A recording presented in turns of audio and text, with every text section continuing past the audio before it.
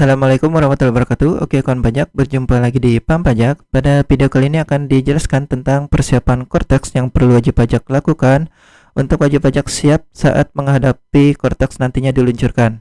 Nah, salah satu persiapan Cortex yaitu wajib pajak ikut kelas pajak tahap 2 yang diadakan oleh masing-masing KPP. Bagi wajib pajak yang tidak sempat atau belum sempat mengikuti kelas pajak tahap 2 bisa menyimak video berikut ini.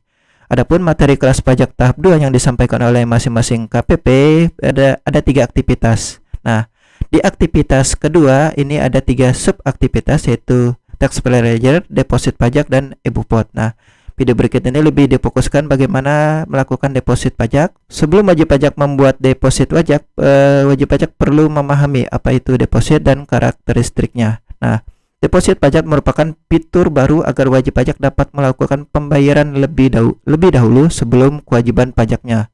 Nah, konsep deposit pajak ini menurut definisinya adalah pembayaran pajak yang belum terikat ke satu jenis pajak tertentu. Ada 7 karakteristik, yaitu yang pertama, penggunaan deposit pajak dalam pelunasan pajak dapat mencegah wajib pajak dari sanksi keterlambatan pembayaran. Jadi wajib pajak yang menggunakan deposit atau membayar deposit terlebih dahulu atas deposit tersebut akan dicatat pembayarannya sesuai tanggal depositnya dibayarkan. Nah, kalau misalkan wajib pajak ada pembetulan, nah pembetulan tersebut itu sudah lewat jatuh temponya, maka wajib pajak bisa memanfaatkan deposit. Sepanjang depositnya ini dibayarkan atau didepositkan sebelum jatuh tempo, maka wajib pajak bisa terhindar dari sanksi keterlambatan pembayaran. Jadi salah satu karakteristik yang pertama yaitu menghindari sanksi keterlambatan pembayaran. Yang kedua, sifat deposit ini akan dilakukan melalui mekanisme pemindah bukuan. Jadi tidak otomatis jika ada tunggakan, ada kewajiban, maka DJP akan mengenerate dari deposit. Tidak otomatis. Nah, pemindah bukuan ini mekanismenya atas permohonan wajib pajak. Jadi melalui draft SPT, di situ nanti ada pilihan deposit. Pada saat pilihan deposit itu eksekusinya atau eksekusi pemindah bukuan tersebut itu dilakukan oleh wajib pajak. Tidak ada mekanisme sistem secara jabatan mengambil deposit. Tidak ada. Jadi Cortex itu deposit akan digunakan jika wajib pajak memilih deposit. Nah, karakteristik yang ketiga yaitu pemindah bukuan yang dilakukan itu akan tercatat pada taxpayer ledger atau buku besar. Jadi riwayat deposit itu wajib pajak bisa melihat di taxpayer ledger atau di menu buku besar. Nah, yang keempat, opsi menggunakan deposit muncul jika saldo mencukupi.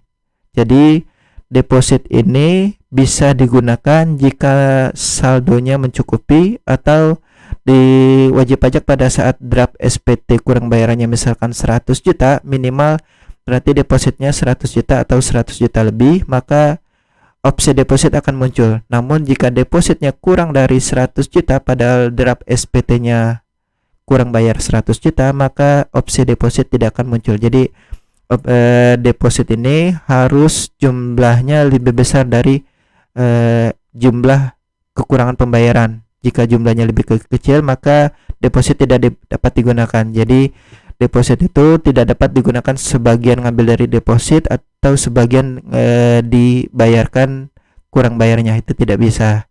Terus karakteristik yang kelima, dapat dilakukan melalui carry over lintas tahun tanpa perlu pemindah bukuan.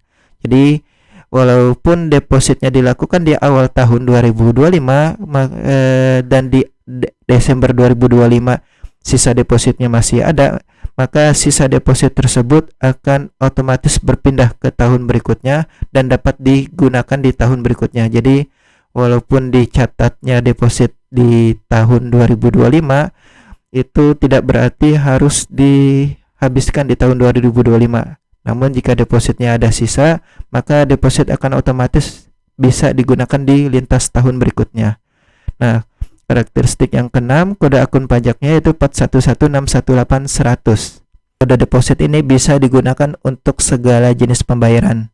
Jadi karakteristiknya, deposit ini bisa digunakan pada setiap tahun. kalau masih ada sisa maka dia bisa digunakan di tahun berikutnya. Dan deposit ini tidak ada batasan, baik kecil maupun besar wajib pajak bisa melakukan deposit. Dan karakteristik yang lain, deposit bisa digunakan untuk segala jenis pembayaran, baik pembayaran untuk tunggakan maupun pembayaran untuk SPT kurang bayar, ataupun untuk pembayaran untuk jenis pajak lainnya, baik jenis pajak PP21, PPN maupun SPT tahunan. Dan karakteristik yang terakhir, wajib pajak tidak mendapatkan imbalan bunga atas saldo deposit. Karena apa? Karena belum terikat ke satu jenis pajak tertentu atau belum dicatat sebagai pembayaran. Jadi deposit ini belum dicatat sebagai pembayaran. Jadi walaupun wajib pajak melakukan deposit, atas deposit tersebut wajib pajak tidak mendapatkan imbalan bunga. Nah, bagaimana cara wajib pajak melakukan deposit atau membuat deposit? Silakan wajib pajak masuk ke akun Cortex-nya. Di akun Cortex nanti akan ada menu pembayaran. Nah, di menu pembayaran silakan klik menu pembayaran dan klik layanan pembuatan kode billing secara mandiri. Nah, setelah diklik ini nanti akan tampilannya seperti ini. Silakan dipilih kodenya, revenue kode pajaknya, kode jenis pajaknya 411618100. Periode pajaknya silakan dipilih periode pajaknya Januari Desember misalkan 2025.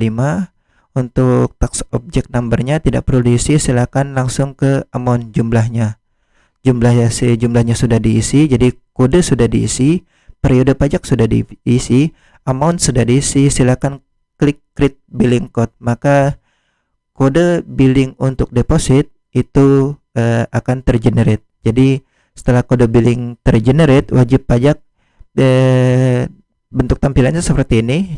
Jadi jika kode billingnya sudah tergenerate, kode billing deposit sudah tergenerate, silakan kode billing ini dilakukan pembayaran. Jika sudah dilakukan pembayaran, maka atas deposit tersebut akan dicatat pada buku besar dan wajib pajak bisa melihat riwayat pembayarannya di buku besar. Oke, demikian penjelasan terkait deposit. Semoga bermanfaat. Jangan lupa subscribe. Assalamualaikum